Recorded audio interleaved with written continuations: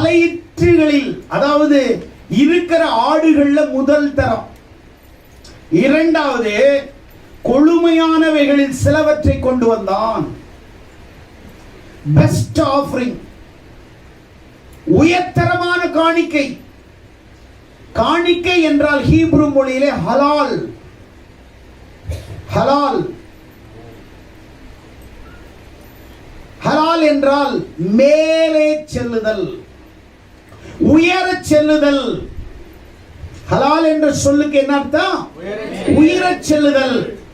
உன் காணிக்கையை கர்த்தர் கீழே இருந்து அங்கீகரிக்க வேண்டும், மேலே அங்கீகரிக்க வேண்டும் என்றால் ஆபேலை போல